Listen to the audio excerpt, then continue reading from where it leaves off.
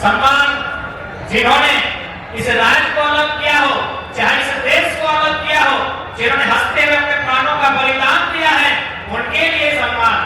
आज सम्मान हम चाह रहे हैं चौहान विद्रोह के महानायक और भारत देश के प्रथम स्वतंत्रता सेनानी रघुनाथ महतो। इतिहास के पन्नों में भारत सरकार के पास जितने भी दस्तावेज हैं, अगर उन दस्तावेजों में शहीदों की सूची को खंगाला जाए तो रघुनाथ महतो के शहादत की तिथि सन 1778 दर्शाई जाती है। क्या उससे पहले कोई भी शहादत इस भारतवर्ष में दी गई है?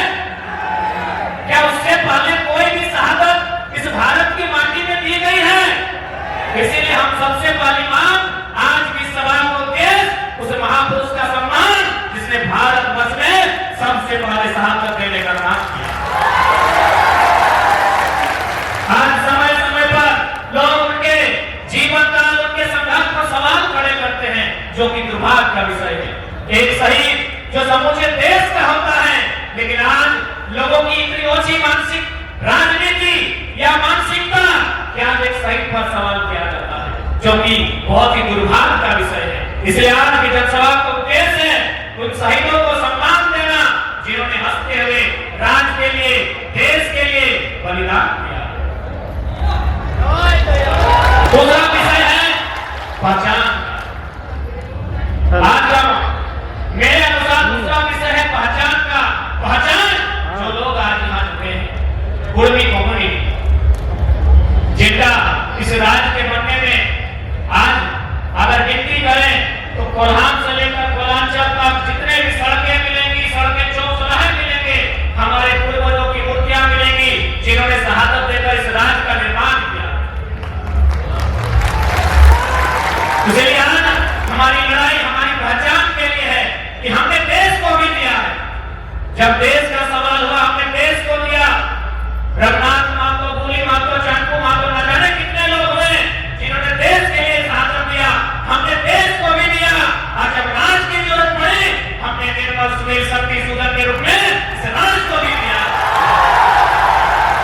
लेकिन सवाल यह बनता है कि देश ने भी हमसे लिया, देश ने भी क्या किया? हमें देश को हमने शहादत दे दी। आज देश के जब इस राज्य का निर्माण नहीं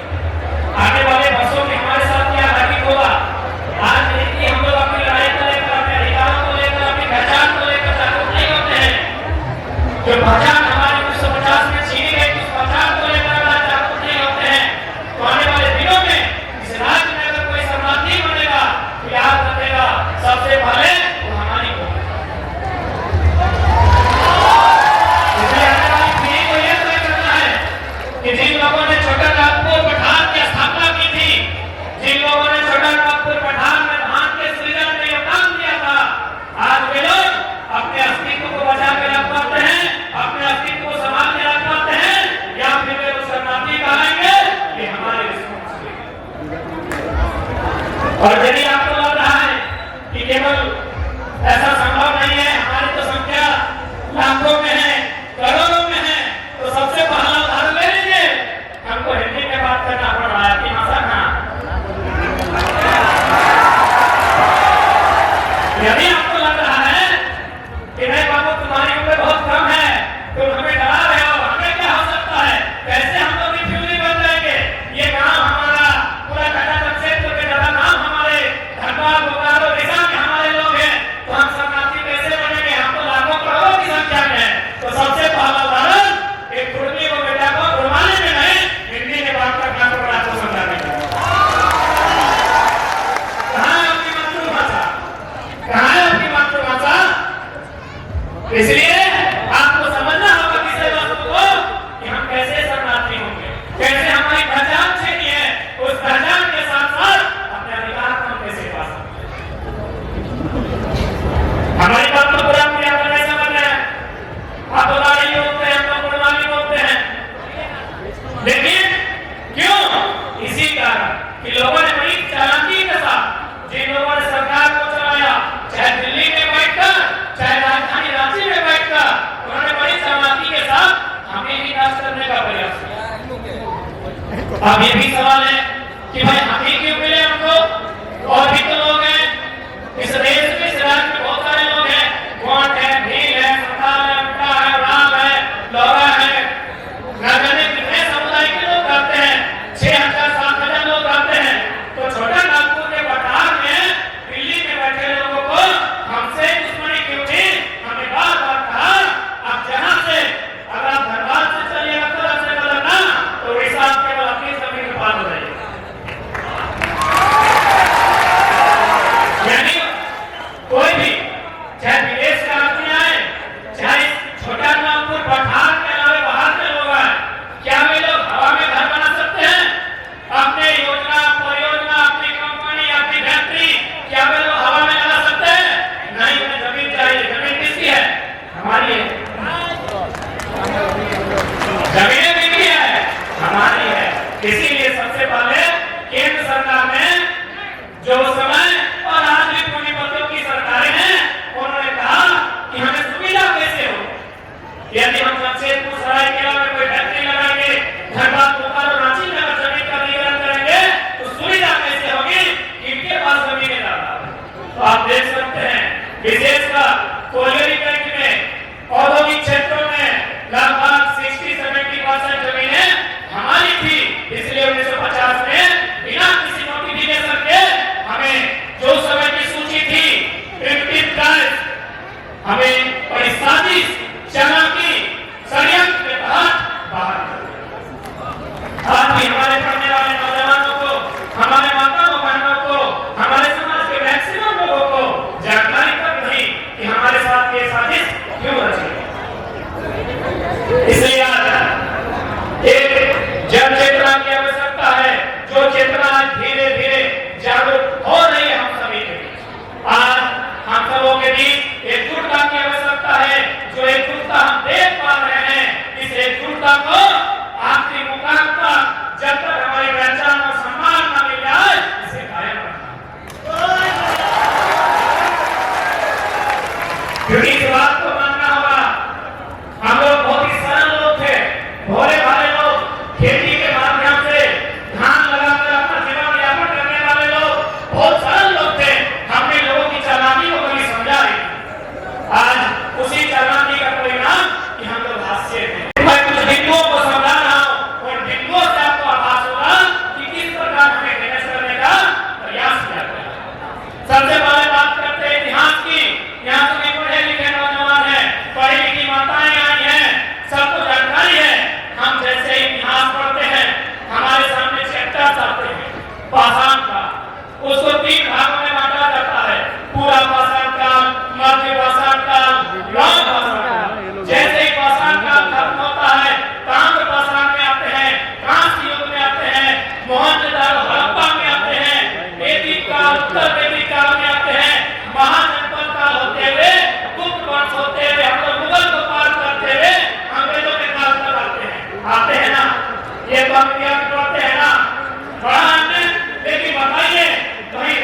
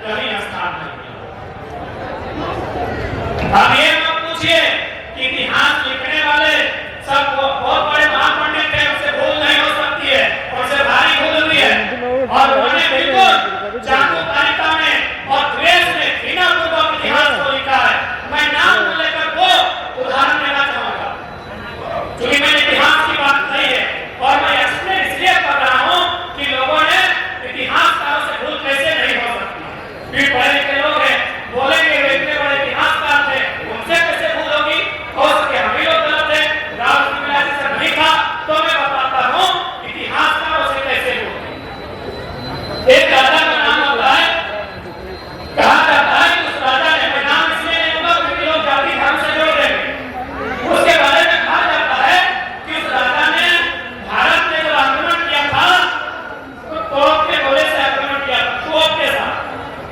ध्यान दीजिएगा मेरी बात को, इतिहास पर भूल कैसे नहीं कर सकते हैं, इतिहास पर धोखा कैसे नहीं कर सकते हैं, इतिहास का बेईमानी कैसे नहीं कर सकते हैं। उन्होंने क्या बताया कि 1500 के पीरियड में भारत में राजा या विदेशी, उसने गोला के साथ जो तोप होता है उसके साथ भारत में आक्रमण किया। फिर वही इतिहास का बताता है 30 साल बाद उसका नाती ने तलवार से बोला। क्या समझे पहले के लोग, दुनिया में पहले लड़के आया है या एलईडी, पहले लड़के आया है, सिंपल सा बात है, पहले तलवार आया होगा फिर तोप आया होगा। इतिहास के अंदर क्या रहा है, दादाजी को तोप से लड़ा है और नाती को तलवार से लड़ा है। मैं नाम नहीं लूंगा क्योंकि इसमें धर्म और जाति की बात आ जाएगी, 1500 का पीरियड है, आप चेक कर लीजिए। बोल रही नहीं इतिहासकारों से राज सिविलाइजेशन को इसी प्रकार खत्म कर दिया गया है।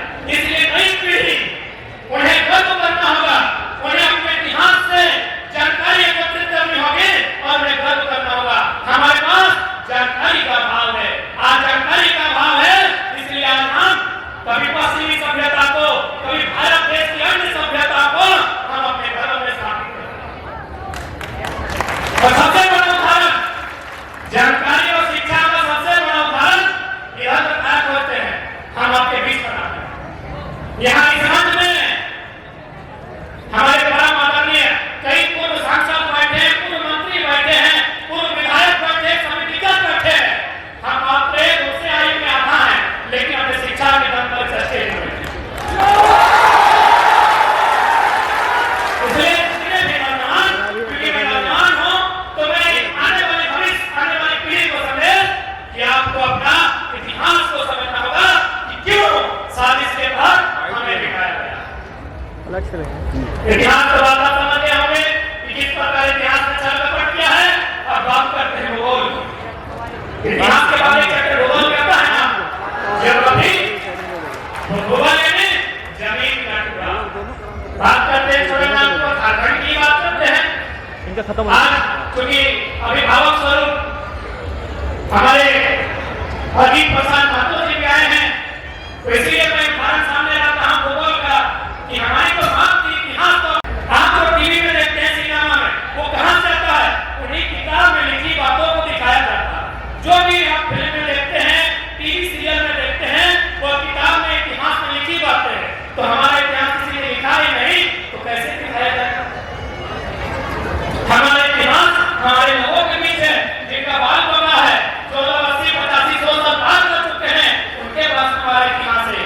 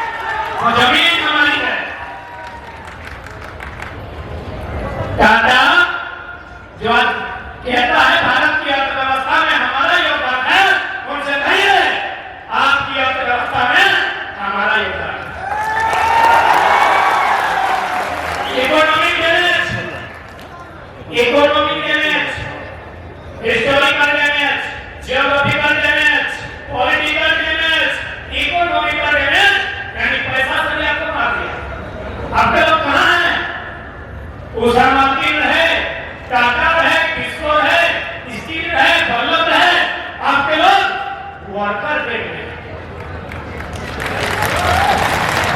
आपके लोग वर्कर ग्रेड में हैं और वे लोग सीएमडी जीएम के रेंज में, इकोनॉमिक डैमेज, इकोनॉमिक डैमेज समझ में आया ना? ये इकोनॉमिक डैमेज है। आप बात करते हैं कल्चरल डैमेज, कल्चरल यानी संस्कृति, हमें बताने की क्या आवश्यकता है? हम अपने घरों में जाके देख लीजिए, हमारे पुण्य करते थे 12 माह से तेल वाला, अभी 26 हो रहा है।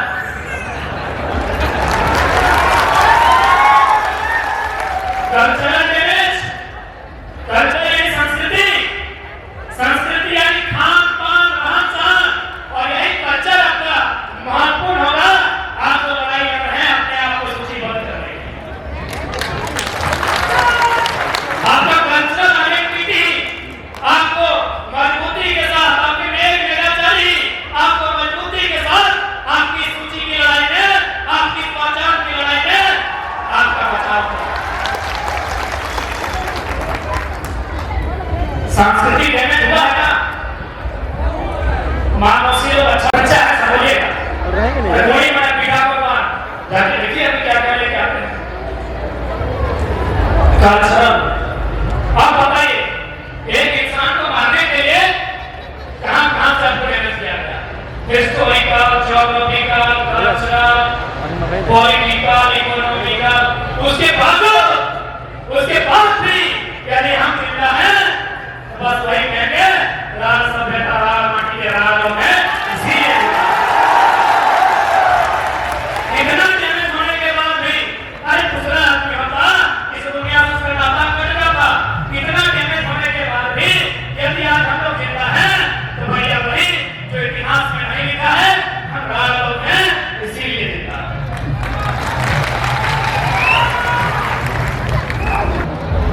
इसलिए यदि आप आज यदि हम लोग नहीं समझते हैं, अपने पहचान अपने अधिकार की लड़ाई को नहीं लड़ते हैं, तो 20-25 साल में हमारे 10% लोग विद्युत हो जाएंगे। आने वाले 20-25 साल धीरे धीरे एक दिन ऐसा आएगा कि हमारे नाम का भी केवल इतिहास रहेगा, वर्तमान समाप्त हो जाएगा। इसलिए आज हमारे हमसे आयु में काफी भीड़ लोग आने वाले हैं, वे अपने अनुभव को आपके बीच रखेंगे, उनको सुनिएगा और समझने के साथ साथ उसे अमल करने का प्रयास कीजिएगा, क्योंकि आज हमें निर्णय लड़ाई में है। आज यदि चूक होगी तो फिर एक विदेशी पूरा डाटा को कब्जा कर लिया है, कोई और परदेशी बाकी जो हमारा बचा है उसे भी कब्जा कर लिया। जवाब रखना, इस सवाल में फिर रखूंगा, जवान बड़े तो जवाब रखना, मेरा खून बेकार न जाए, मेरे खून का हिसाब रखना, मेरे खून का जो हमसे